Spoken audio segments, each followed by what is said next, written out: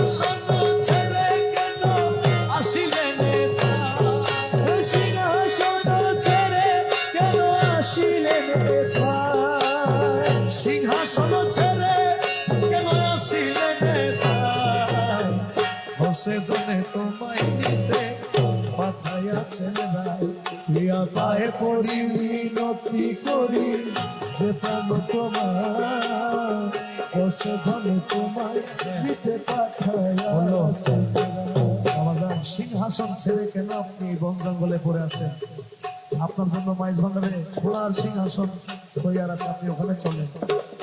বাবারাম বলে যাব না। তখন তিনি লিখেছেন, আখির পুতুলি করে